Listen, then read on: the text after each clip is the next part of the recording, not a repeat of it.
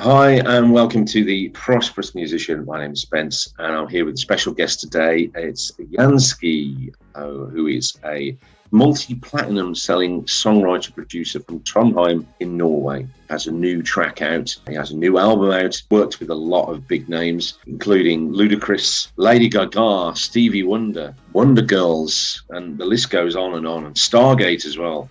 So, welcome, Janski, to the podcast. Welcome to the Prosperous Musician. I go by the name of Janski, but my real name is Jan Lindvag. Lived in Trondheim all my life, which is right in the middle of Norway. Yeah, I've been doing this for quite a while now. I started out in the 90s. Well, I really kind of stumbled into making music, I guess. I've always been fascinated with how music can it makes you feel things very strongly sometimes. And I really wanted to create that for people. That's how I really had this yearning to create something. Buying my first synthesizer, trying to make songs, didn't succeed. It's hard. Started getting better. It was going from a hobby to more like a obsession maybe.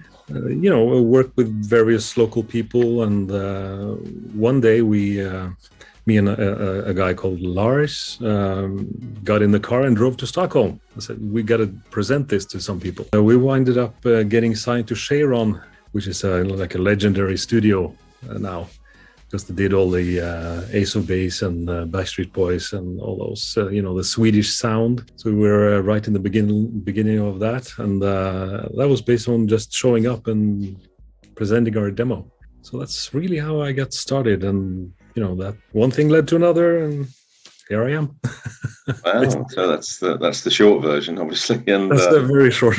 Yeah. So when you got started in music, was it a very young age? Did you come from a musical family, or was it? Well, I can't say I was from a very musical family. My father used to play the piano.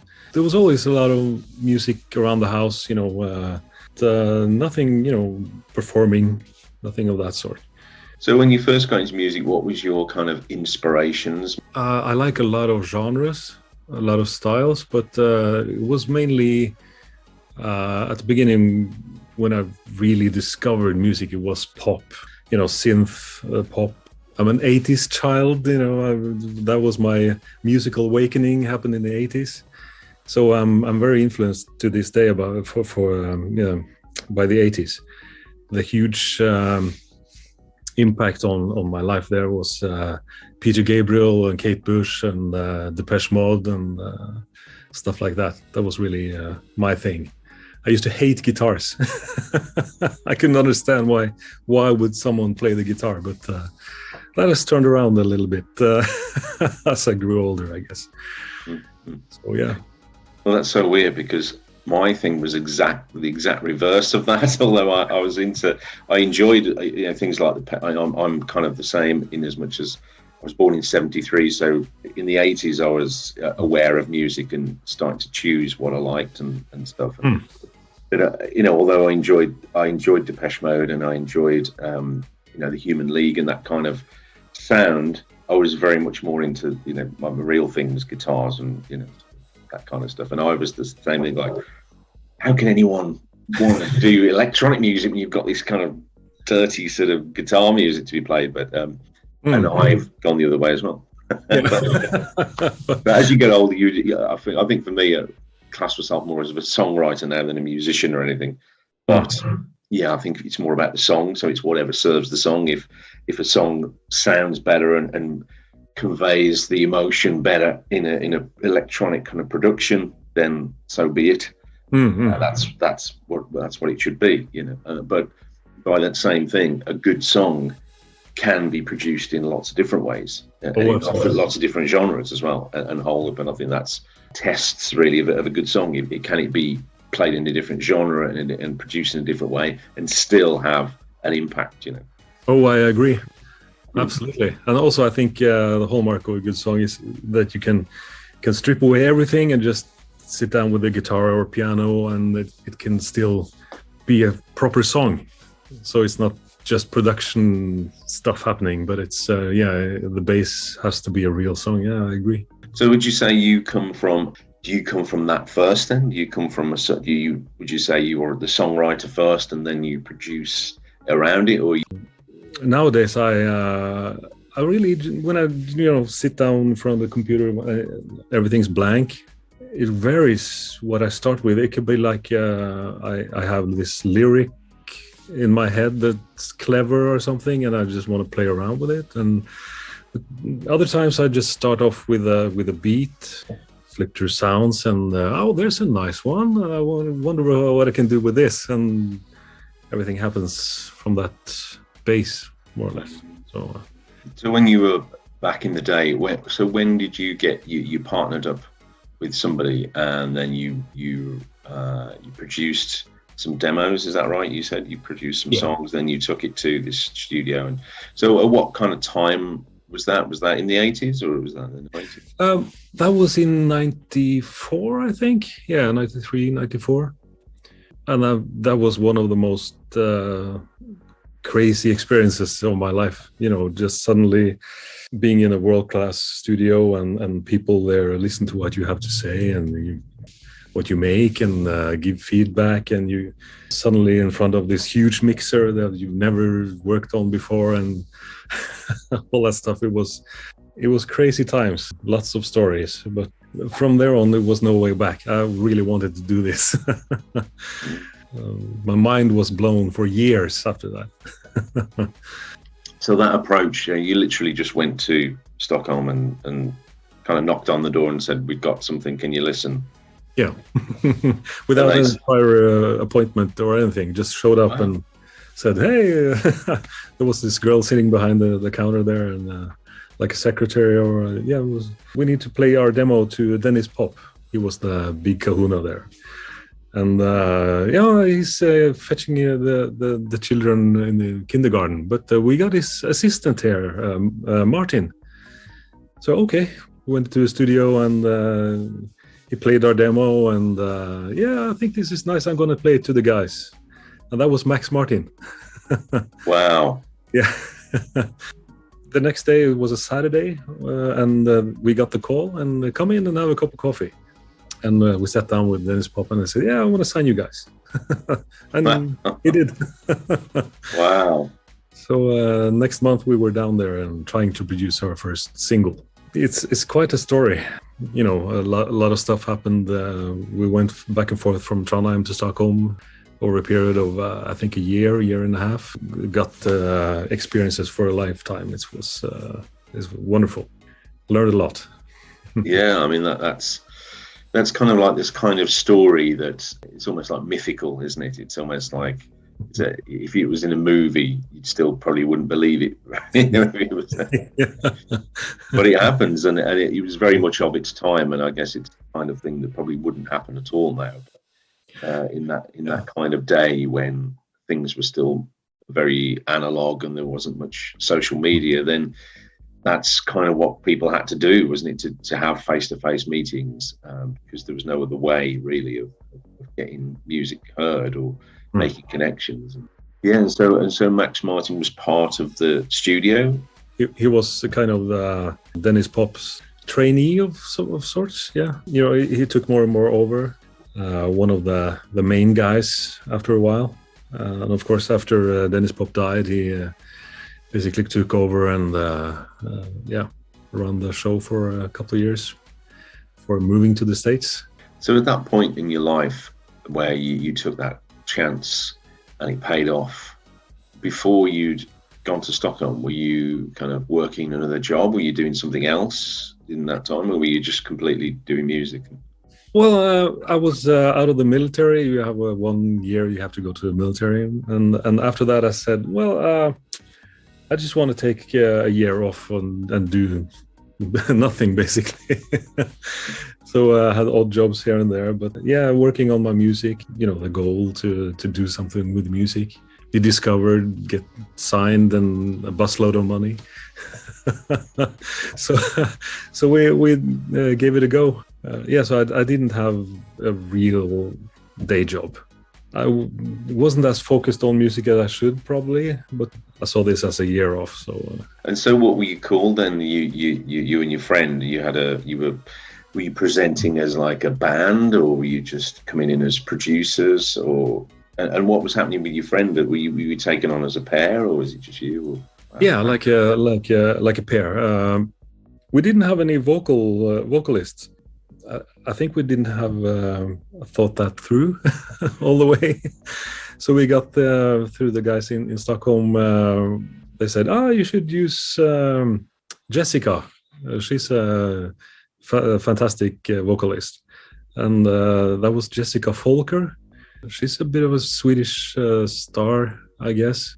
And she came in and I've never tracked vocals in the studio before. So I had to learn like in 5 minutes how to work the switches and stuff. And we got something down on tape that we liked. But the song was, it was really rhythmical in the chorus. So she had trouble. So what we did, we took down the tempo. So she sang, in that tempo, and she could do that, and then we had to calculate the tracks. This was a very early age, so of computers. So it took almost 24 hours to go through all the tracks and squeeze them together in the right tempo again.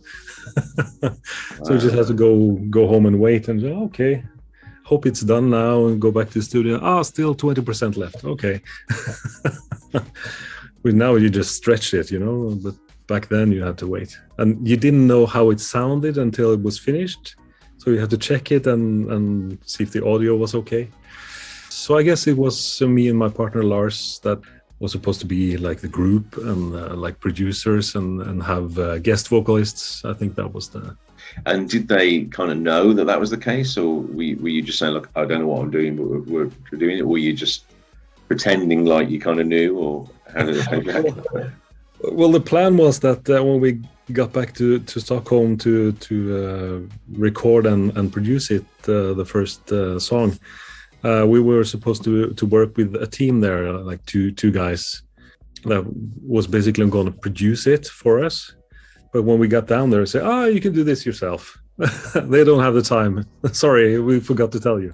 So we just had to do it. Yeah, it worked out okay, but that was scary. So the actual deal that they signed you to at the time, was that just for one song, or was it for an album? Or I think it was 3 songs with an album and option. But then... it really didn't work out. The thing we delivered, they weren't all too happy with. So they said, okay, why don't you send us more music and we'll see. So they didn't want to put it out there. And we, why? But we looked at each other and said, no, we want to do this now. So we basically said goodbye to them. Which was a mistake in hindsight. But we took our music to Mega Records in Copenhagen. They had just opened an office in Oslo, so we got signed through them. Released CD single, and it did okay on the club charts. A little bit of radio. We actually did a couple of TV shows as well, when I remember back now, which was fun. And then after a while, me and Lars split up. I started working with actually one of my best friends here in Trondheim, Thomas Heyerdahl. And we formed a group called Dimiko and got signed to Universal in Oslo. And that was fun. That was chart success and everything. And, went on several tours. And we formed a production company called Deep Frost. And we're basically doing that now as well. I'm 1/3 of Deep Frost. And so what's that timeline from you and Lars going, okay, if you're not going to do it, you're not going to put the single out, we're going to go somewhere else, which again is kind of like a bold move after what happened. And then you went somewhere else. You went to a different label and got signed with that. So, and then So what was that kind of timeline from leaving? Yeah, it took a couple of years with writing songs with Thomas and sending out our demo and trying out different vocalists, and we basically wanted to do like Ace of Base did, two guys, two girls, that kind of ABBA chemistry there. So yeah, it was like a couple of years. I think we got signed to Universal in '98, and we stayed there for a couple of years. So I think it was in year 2000.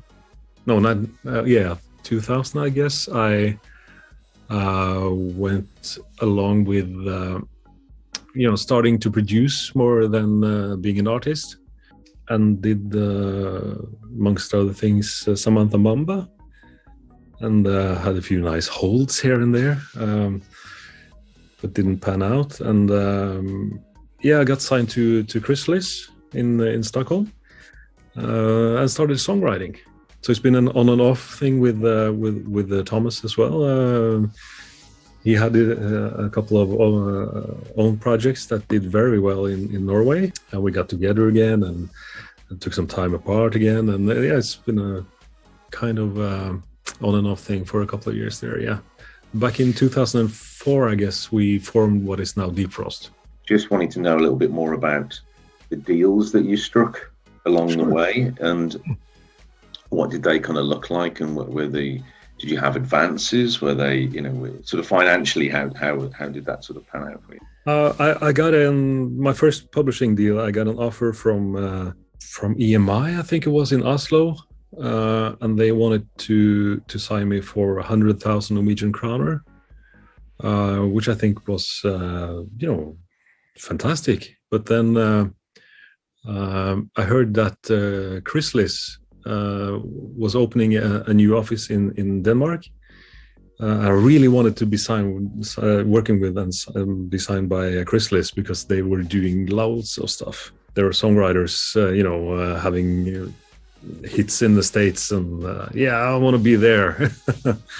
And they could offer me, I think it was 15,000 Danish kroner, and I went for that instead.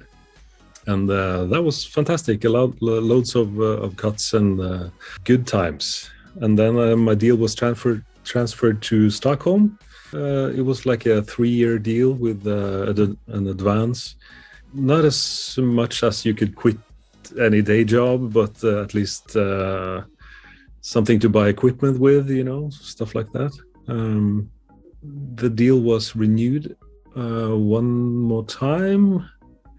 And then in a fit of, not frustration, but I thought maybe the grass is greener on the other side. I signed with Sony ATV in Berlin, which looked like a fantastic opportunity at the time. But that was a mistake, I must say. Because coming from Chrysalis that really worked the songs and loads of placements and chart success, all of a sudden I was a little fish in a huge pond. And Sony didn't do anything for me. That was my last publishing deal. I'm currently not published, and we've sold our catalog to a company in the UK. We had over 300 songs, I guess. So did you ever consider publishing, like self-publishing, or?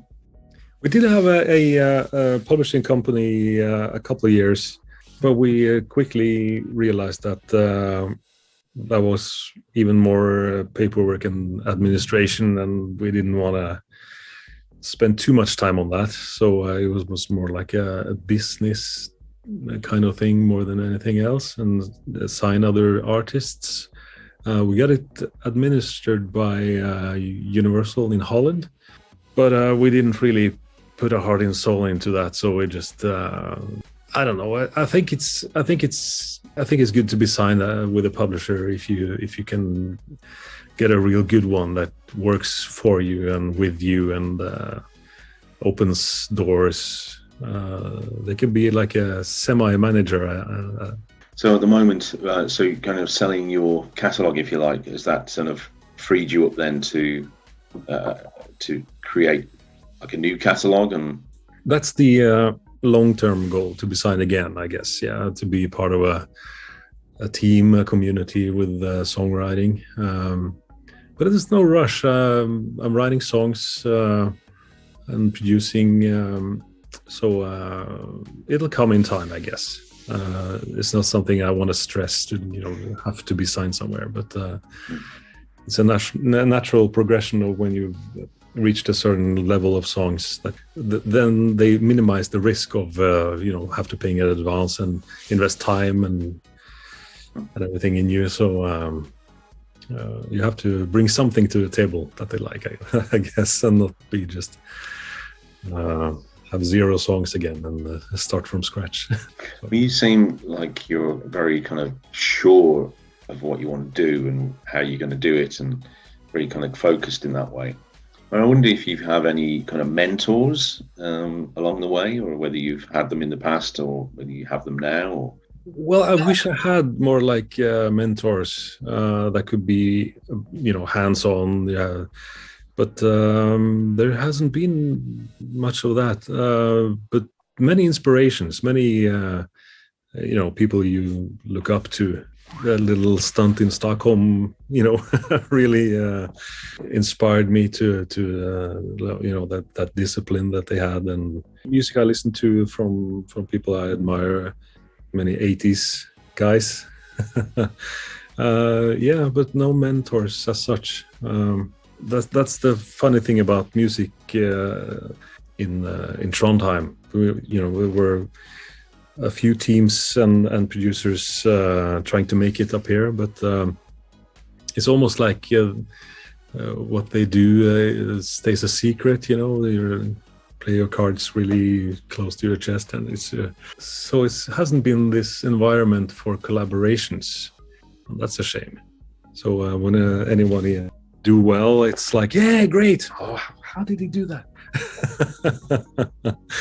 So I don't know if it's the same around the world, but from my experience, I think at least the mindset was a bit more open in Sweden. At least not up here. It's been kind of strange. So how do you see it going now? Because you're talking about Deep Frost, and you're with there's a trio of you, and it sounds like is that more of like a production team that you're doing, or are you putting out? You're doing like acts as well. Sometimes we release our own music, but the main focus is production and songwriting. Yeah. And what are your kind of influences now? It's really not. It can be like just a good song on the radio.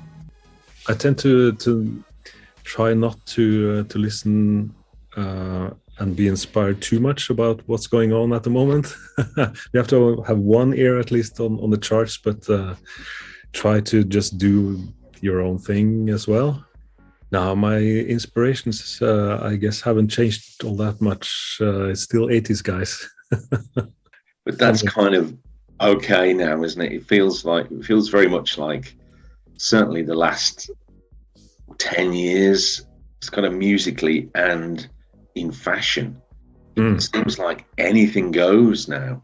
There's not really anything you can do that's like dated or out of, because we've gone through the whole 80s stuff, whereas in the past that would have sounded really dated and old, but that's kind of in now as well. You could do something with a very 80s synth sound that sounds very contemporary at the same time, and it just seems like anything goes now, which kind of throws it wide open, really.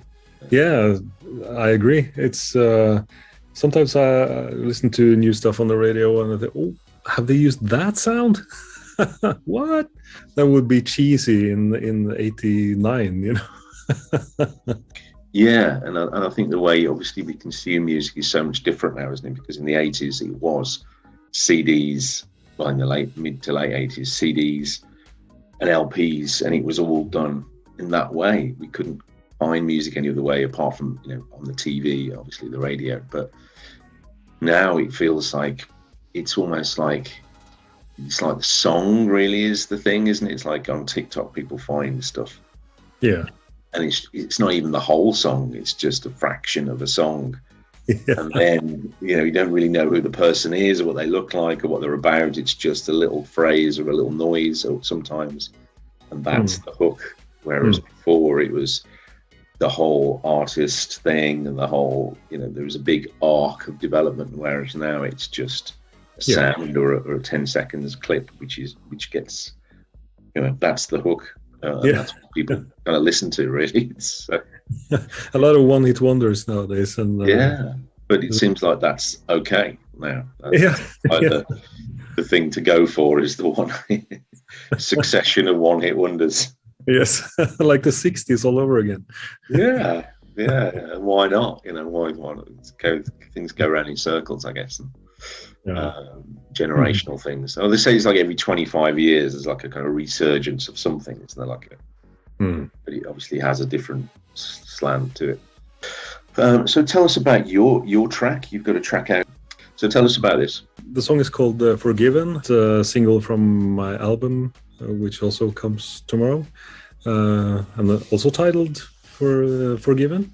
It's been a work in progress for, I think, 2.5 years from I first started the first song until it's back from mastering. The song, the single is electronic house pop kind of thing. I sing on it, which is scary. I've always had this feeling with my own voice that it's not good enough or that it's strange sounding, but it's really terrifying almost to put something out there with my voice on. So I've been so used to working with other people, that do that. I can't wait what people have to say. Well, so how can we find it? It's going to be all over the place, I guess. All the outlets, Spotify, Apple Music, YouTube, Google, TikTok. So it's going to be everywhere, and hopefully on the radio. Probably the most personal lyrics I've written in some of the songs there. I know I'm going to get questions about this from people now, but almost a catharsis, is that the word? A cleansing of getting stuff off my chest. And I think also it's a bit like my personality. I can be very gloomy, so there's some gloomy songs there, and I can be like happy the next minute, so there's party songs there, and side by side. So it's not kind of one direction, but it's like a melange of stuff, and kind of been my modus operandi, I guess, for these 2 albums now. That I just put stuff in there that I enjoy listening to. Play around with the also structure of the songs and instrumentation. I also play the guitar on the single, and I don't know how to play the guitar, so it's just been sitting with the guitar and okay, that sounds okay. I'll record that and probably use it the way it's not supposed to be used. But that's very punk. Yeah, I guess that's the punk attitude of like, can't play anything, I'm just going to make a noise and see what happens. Exactly. Yeah. Right, so that's punk dance. Yeah. Punk dance. There you go, a new genre. You can that's a new one. Create your own genre and be master of that. Yeah. So is that so? That's your own personal project, and does that come from your production outfit, the Deep Frost, you mean? Deep Frost, sorry, yeah, Deep Frost. Yeah. Is that Deep Frost production? Yeah. No, it's my little baby. So I've done everything myself on it. Programming, mixing, everything but mastering. Leave that to somebody who knows what they're doing. Yeah, that's a definite art. That's another art in itself, isn't it? Mastering. Yeah. So are you going to be fronting that? Are you going to put it out as a physical thing, like as in like you're going to play live and stuff, or is it just going to try and get it out in the clubs? And I have been thinking about live performances, but I haven't really haven't really decided if that's an avenue I want to pursue, or like a thing I want to do. But I guess if somebody approaches me and wants me to do live stuff, I would certainly be tempted. Something that captivates the audience. That's something really I can't do it halfway. So it's kind of rather be over the top than subpar, I guess. So that sounds very exciting, and I guess all your focus will be on that at the moment. And but what's next after that? What's kind of in the future for sort of you and Deep Frost? And I guess more of the same.